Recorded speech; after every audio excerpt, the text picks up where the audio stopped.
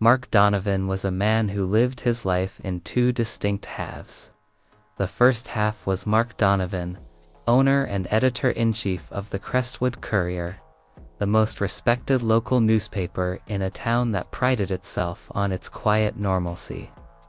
In this persona, he was a whirlwind of motion, sharp-suited, perpetually holding a smartphone and a coffee, barking orders, reviewing layouts, and steering the ship of local journalism.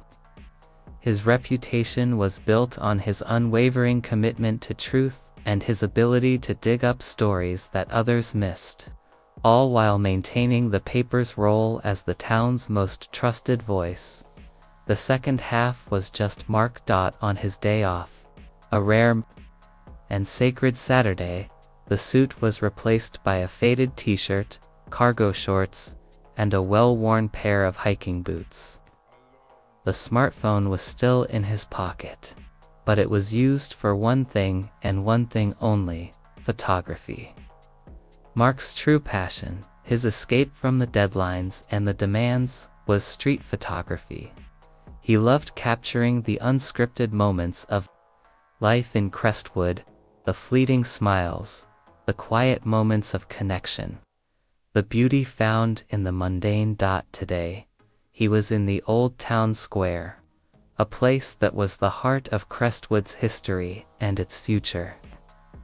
The town was celebrating its annual Founders' Day festival, a chaotic and wonderful mix of local vendors, live music, and overexcited children. Mark, with his vintage camera slung over his shoulder, was in his element. He moved through the crowd, a silent observer, finding art in the way the sunlight hit the old stone fountain and a story in the face of a little girl eating a corn dog. He was completely anonymous, and that was the greatest luxury of all. He had purposefully left his business cards and his professional camera gear at home. His attention was drawn to a new public art installation, a whimsical sculpture of interconnected metal gears that spun slowly in the breeze. It was a beautiful piece, but it was placed oddly, just at the edge of the square's perimeter where the newly laid brick met the old sidewalk. Mark, with a photographer's eye for lines and angles, knelt down to get a low-angle shot, focusing on the intricate details of the sculpture with the old, brick-paved path stretching out behind it. He took a few shots, adjusting his aperture and shutter speed. As he was about to get up, a voice, sharp and imperious, cut through the festive hum of the crowd. "Excuse me, what do you think you're doing?" Mark turned to see a woman in her late 40s, dressed in an immaculate, if slightly too pantsuit. Her hair was pulled back in a severe bun, and her face, framed by a pair of expensive sunglasses, was contorted into a mask of righteous indignation. This was clearly someone who was used to being obeyed. "I'm taking pictures of the sculpture," Mark said, his tone polite and neutral. "I can see that," she snapped, stepping closer. "But you're trespassing. This area is under strict guidelines from the Homeowners Association for the Crestwood Commons, and this is a restricted zone." She gestured with a perfectly manicured finger to an area that was, as far as Mark knew, public property. The Crestwood Commons HOA was notorious for its overreach, but this was a new level. Mark, who had personally written 2 articles about the Crestwood Commons HOA's power struggles, knew for a fact that this area was not theirs. The land had been deeded to the city decades ago, but he didn't say any of that. He simply stood up, dusting off his shorts. "I assure you, I'm on public property. This is city land." The woman scoffed, a sound of pure disdain. "Don't you dare tell me what's city land. I am the head of the Crestwood Commons Beautification Committee, and this area is under our direct supervision. You need to delete those photos immediately. You're violating the privacy of residents and disturbing the peace." Her voice was getting louder, attracting the attention of a few passers-by. Mark felt his day of peace slipping away. He didn't want a scene, but something about her immediate, over-the-top aggression struck a chord. His journalistic instincts, the ones he tried to leave at the office, were kicking in. He noticed a small, barely perceptible crack in the newly laid bricks next to the sculpture. A detail that a professional photographer would notice, but a casual passerby would not. He decided to play along.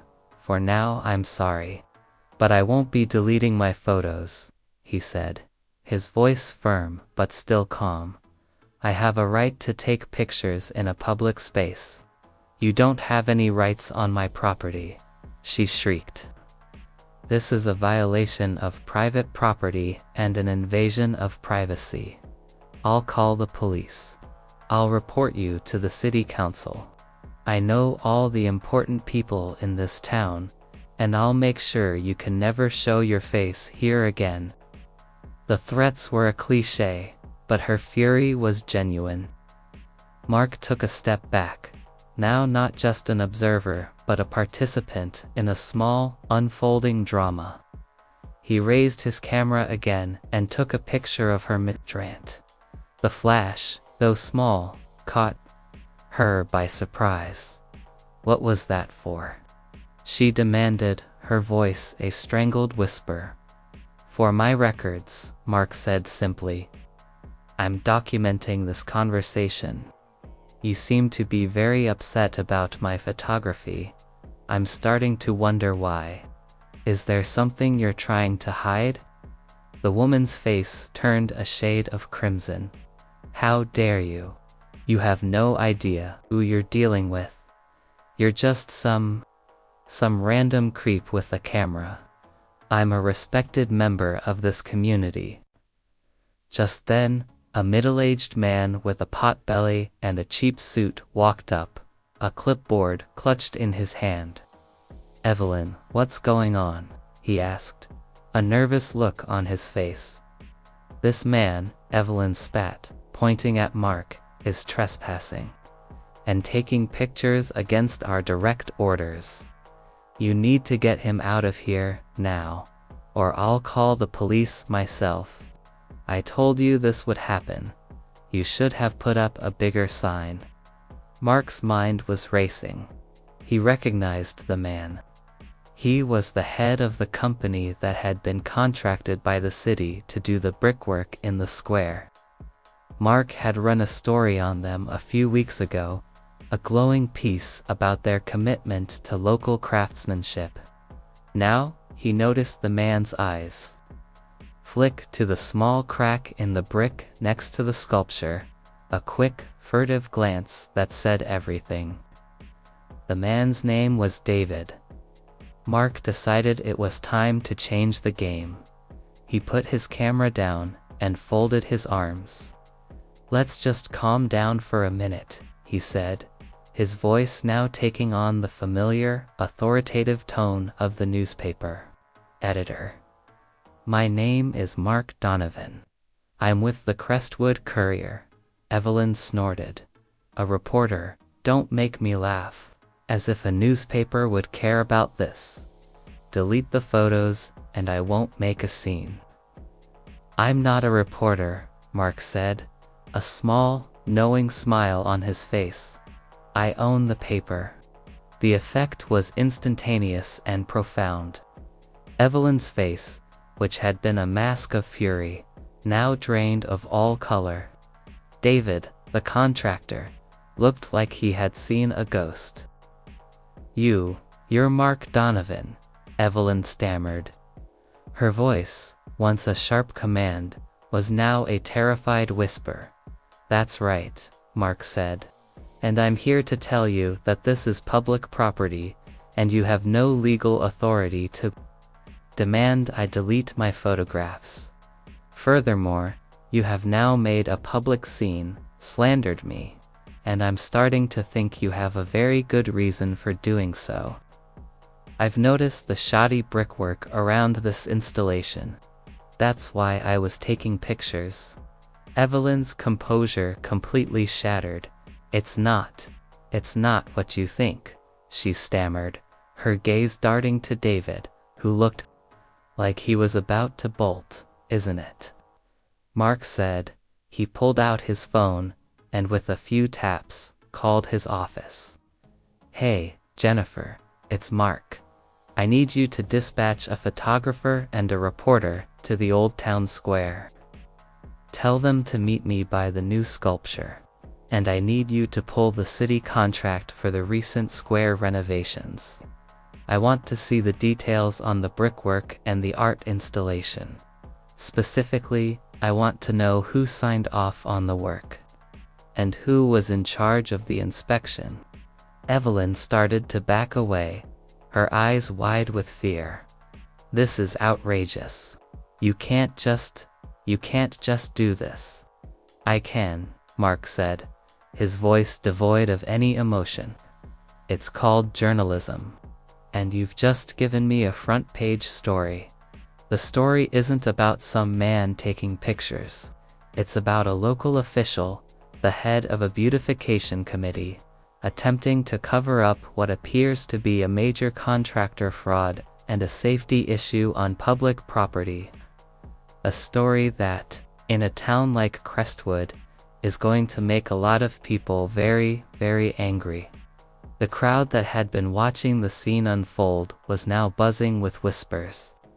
They had heard his side of the story, and the pieces were falling into place.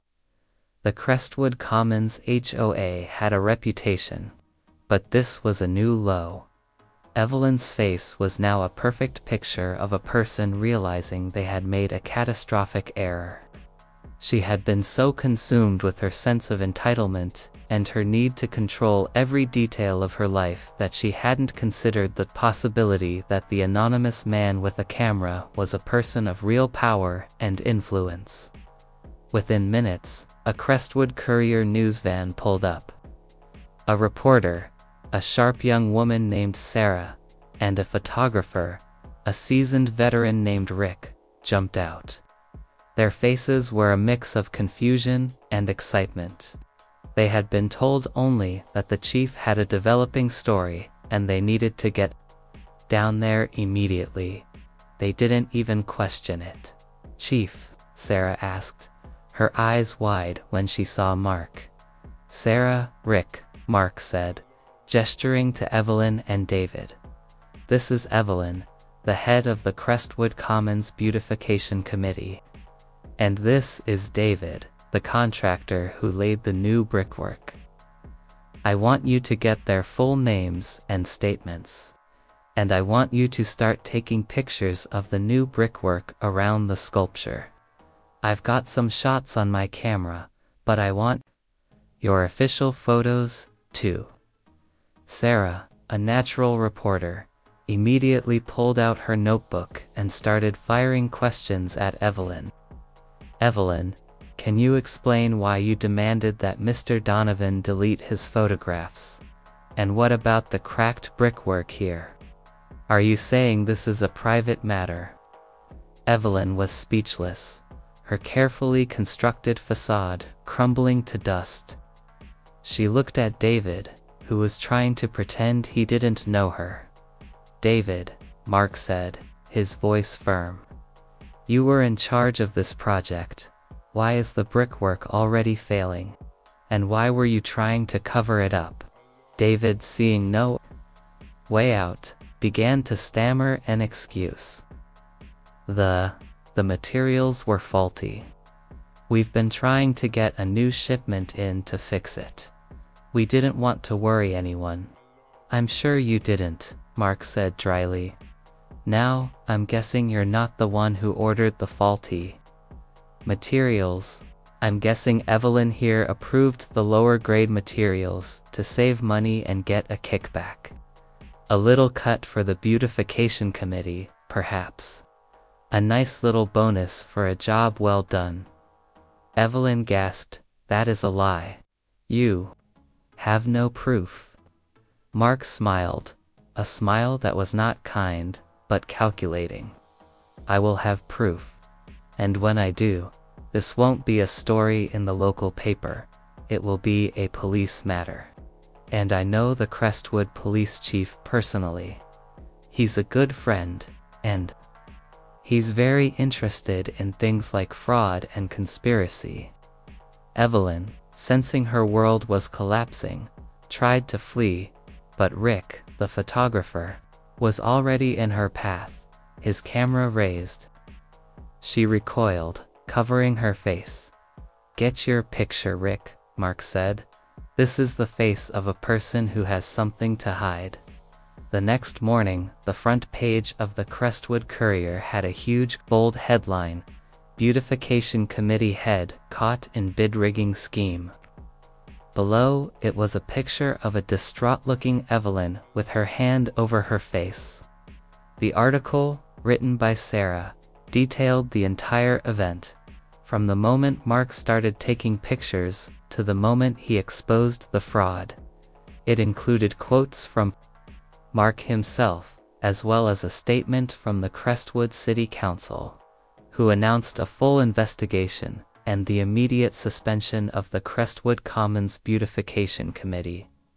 The story went viral, not just in Crestwood, but far beyond. It was a perfect storm of small-town corruption, righteous indignation, and a perfectly timed reveal. Mark spent the rest of the day fielding calls from national news outlets and local residents, all wanting to hear the full story. He had a brief, but incredibly satisfying conversation with a Crestwood Commons resident who told him that Evelyn had been making their lives a misery for years, and they were grateful for his investigation. Mark sat in his office, his feet propped up on his desk. He looked at the front page, and a small, genuine smile spread across his face. It wasn't the kind of journalism that won Pulitzers, but it was the kind that mattered. It was a story about justice and holding people accountable, and it was a story he had almost missed. If he hadn't been there, with his camera, looking for a moment of quiet beauty, Evelyn and David would have gotten away with it. He thought back to the moment the whole thing had started. A simple picture of a new sculpture, a moment of beauty, in a peaceful town, and then the screeching fury of a woman who felt she was above the law. He had thought he was just taking a picture. She had thought she was just yelling at a random person. But in that moment, a photographer and a newspaper owner had come together, and a powerful force for truth was unleashed. He picked up his camera, the same one he had used the day before. He looked at the pictures he had taken, from the low-angle shot of the sculpture to the candid shot of Evelyn's furious face. He didn't regret a single one. The phone rang. It was Linda, his wife. "Honey, are you coming home for dinner? I was thinking we could go to that new Italian place, you know? The one right next to the town square." "I'll be there," Mark said. "I've just got one last thing to do. I'm going to write an editorial about what happened, about the importance of a free press and the right of every citizen to take pictures in a public space. That's my guy," Linda said, a note of pride in her voice. "Just another day in Crestwood," Mark said, a wry smile on his face. He knew it wasn't just another day, not at all. It was the day a quiet Saturday turned into a front-page story. A day he would never forget, and a story that would serve as a powerful reminder of why he loved his job so much. It was the day he remembered that even on his day off, he was always a journalist, always on the lookout for the truth. It was a good day indeed.